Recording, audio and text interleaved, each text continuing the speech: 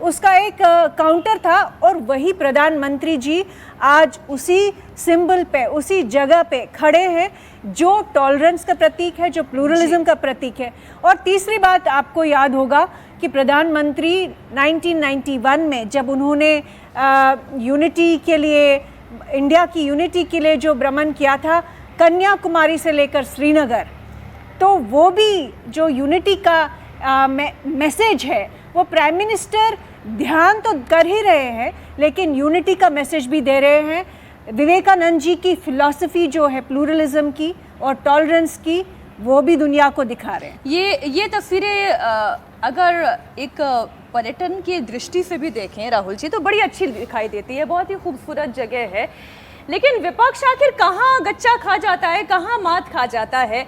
शायद इन तस्वीरों पर कोई पॉलिटिकल डिस्कोर्स होता भी नहीं अगर अभिषेक मनु सिंघवी ये नहीं कहते कि ये तो आचार संहिता का उल्लंघन है, अगर अखिलेश यादव ये नहीं कहते कि भाई ये तो भारत का आखिरी छोर है, उसके बाद तो पानी ही पानी है, वो ये इस तरीके की भाषा अगर वो लोग नहीं इस्तेमाल करते तो हो सकता है खाली इस पर एक बहुत सुंदर तस्वीर है, चर्चा होती, आगे बढ़ते। देखिए, एक बार पहले भी चर्चा हो रही थी। देखिए, प्रधानमंत्री, देश का जब कोई प्रधानमंत्री होता है ना, तो वो ऐसे ही नहीं कहीं जा सकता है।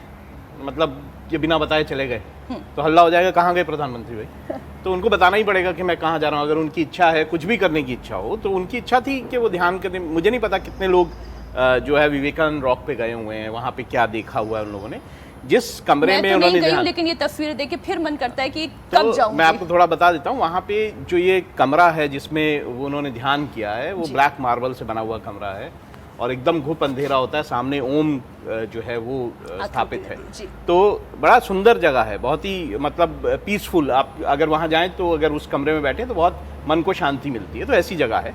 और दूसरा, आप बोट से जाते हैं और बीच पानी में ये रॉक है जहाँ पे ये सब कुछ होता है। तो मुझे लगता है कि बहुत, जब प्रधानमंत्री किसी स्थान को चुनते हैं बड़ा सोच के चुनते हैं कि उसका स्पिरिचुअल, उसका क्या महत्व है, उसमें जब वो एक इससे पहले 2014 में उन्होंने शिवाजी महाराज के वहाँ पे, जहाँ पे शिवाजी प्रतापगढ़ में उन्होंने स्टार्ट किया था। हाँ। उसके बाद 2019 में उन्होंने दूसरी जगह किया। तो उनका एक कंसिस्टेंसी भी है कि मैं जो हूँ इस तरह की चीज़ों में, वो बिलीव करते हैं अध्यात्म में और इस तरह की चीज़ें करते हैं। अब हम ये तो नहीं कह सकते ना कि बाकी विपक्षी नेता जो है कहाँ कहाँ जाते हैं, है ना। बहुत सारे विपक्षी नेता बहुत जगह जाते हैं, उनकी जिस तरह की इच्छा होती है वो कहाँ जाते हैं। सुनील जी, आप क्यों हंसने लगे, कहाँ जाते हैं? नहीं, वो जो सब समझ रहे हैं वही मैं समझ रहा हूँ। क्या समझ रहे हैं?